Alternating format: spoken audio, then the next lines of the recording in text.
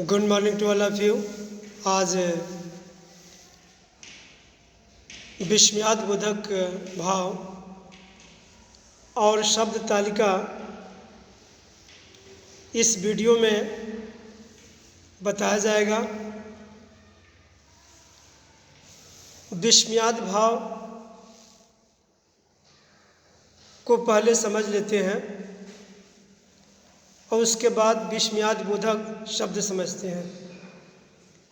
विस्मय का अर्थ होता है आश्चर्य, प्रशंसा का अर्थ होता है प्रोत्साहन, हर्ष का अर्थ होता है उल्लास, संबोधन पीड़ा जिसको व्यथा कहते हैं, शोक, भय, चेतावनी, आशीर्वाद, तिरस्कार, स्वीकृति, क्रोध, कृतज्ञता, अभिवादन, घृणा। ये जितने भी शब्द बताए हैं ये विस्मयाद भाव के शब्द हैं। इसके बाद विस्मयाद बोधक शब्द को समझते हैं कि विस्मय का अर्थ बताया आश्चर्य, तो इसका विस्मयाद बोधक शब्द क्या होगा? तो विस्मयाद बोधक शब्द है अरे, क्या, हे, आदि। विस्मयाद भाव है प्रशंसा, वाह, सुंदर, ओहो आदि। हर्ष का अर्थ होता है उल्लास। विस्मयाद बोधक शब्द है वाह, आहा आदि। संबोधन विस्मयाद भाव है और विस्मयाद बोधक जो शब्द होगा अबे, ओए, अजी, अरे, अरी, ओ, जी आदि। पीड़ा जिसको व्यथा कहते हैं, ओह, उफ, हाय आदि। शोक विस्मयाद भाव है, तो इसका विस्मयाद बोधक शब्द क्या होगा? तो शब्द होगा शोक का हाय, आह आदि। भय का हाय, अरे आदि। चेतावनी का सावधान, खबरदार, बचो, हटो, जागो आदि। आशीर्वाद शाबाश, बने रहो, दीर्घायु हो आदि। तिरस्कार धिक, जाहट आदि। स्वीकृति ठीक, अच्छा, जी, जी हाँ आदि। क्रोध अरे, खामोश, चुप आदि। कृतज्ञता शुक्रिया, धन्यवाद, आभारी आदि। अभिवादन नमस्ते, प्रणाम, नमस्कार आदि। घृणा छी, छी, छी, दूर आदि। ये शब्द जो है विस्मयाद भाव के शब्द हैं। उसके बाद जो अव्यय के प्रकार में जो पांचवा प्रकार होता है उस प्रकार को हम निपात कहते हैं। अब निपात के विषय में हम समझ लेते हैं कि निपात होता क्या है। जो अव्यय वाक्य के किसी शब्द के बाद लगकर उसे विशेष बल प्रदान करते हैं उन्हें निपात कहते हैं। जैसे महेश ने ही मुझे मारा है, महेश ने मुझे ही मारा है, महेश ने मुझे मारा ही है। यहाँ ही की स्थिति बदलने से तीनों वाक्यों के अर्थ अलग अलग हैं। ऐसा ही एक अन्य उदाहरण देखिए। रवि ने भी मुझे बुलाया है, रवि ने मुझे भी बुलाया है, रवि ने मुझे बुलाया भी है। इन तीनों वाक्यों के अर्थ में अंतर है।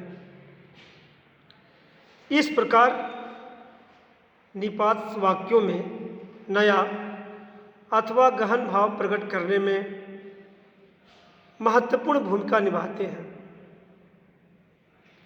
इन्हें अवधारणा मूलक शब्द भी कहते हैं। निपात का कोई स्वतंत्र अर्थ नहीं होता। कुछ निपात समझ लेते हैं कि कौन कौन से निपात शब्द होते हैं,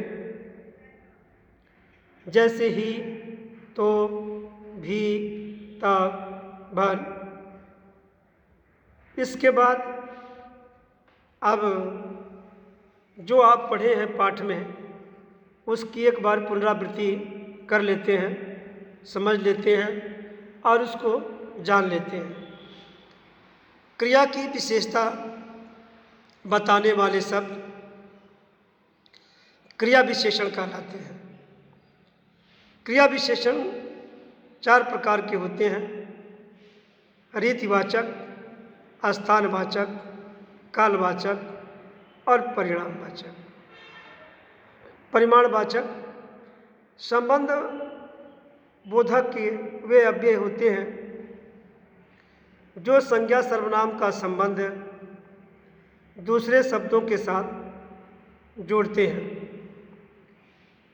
समुच्चय बोधक अव्यय योजक का काम करते हैं। ये 2 पदों, उपवाक्यों या पदबंधों को जोड़ते हैं। विस्मयादि बोधक अव्यय हर्ष, विस्मय, शोक, घृणा आदि मनोभावों को प्रकट करते हैं।